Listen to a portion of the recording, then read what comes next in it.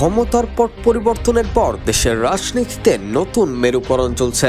এর মধ্যে সবচেয়ে বেশি আলোচনায় বৈষম্য বিরোধী ছাত্র আন্দোলনে নেতৃত্ব দেওয়া শিক্ষার্থীদের নেতৃত্বে নতুন রাজনৈতিক দল গঠনের বিষয়টি।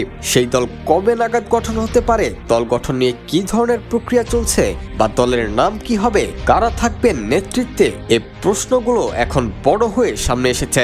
যেটুকু জানা যাচ্ছে, শিক্ষার্থীদের নেতৃত্বে নতুন রাজনৈতিক দলের ঘোষণা আসছে ফেব্রুয়ারিতেই। রংপুরে শহীদ আবু সাইদের কবর থেকে শুরু করে চট্টগ্রামের শহীদ ওয়াসিম আকরামের কবর পর্যন্ত হেঁটে লং মার্চের মাধ্যমে এই ঘোষণা দেওয়ার সিদ্ধান্ত নিয়েছেন তারা।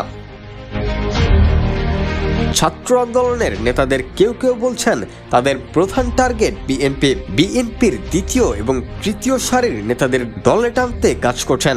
বিএনপির ভোট ব্যাংককেও টার্গেট করেছেন তারা। নাগরিক কমিটির সদস্যরা আশা করছেন নতুন রাজনৈতিক দল বাংলাদেশের রাজনৈতিক শূন্যতা পূরণ করবে। এদিকে নতুন দল গঠন ঘিরে এরই মধ্যে অন্তর্বর্তী সরকারের নিরপেক্ষতা নিয়ে প্রশ্ন তুলেছে বিএনপি। সরকারে থাকা ছাত্র উপদেষ্টাদের প্রতি ইঙ্গিত করে দলটির নেতাদের অভিযোগ, রাষ্ট্রীয় সব ধরনের সুবিধা নিয়ে নতুন রাজনৈতিক দল গঠিত হতে যাচ্ছে। ছাত্ররা নতুন দল গঠন করলে সমস্যার কিছু নেই, বিএনপি সেটিকে স্বাগত জানায়। তবে সরকারের অংশীজন হিসেবে কেউ নির্দিষ্ট কোনো দল বা দল গঠনের পক্ষে ভূমিকা রাখতে পারেন না।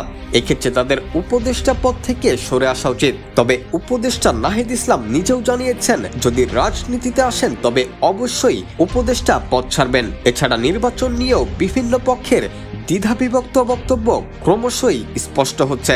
Rakibul Hasan, D news, Bangladesh.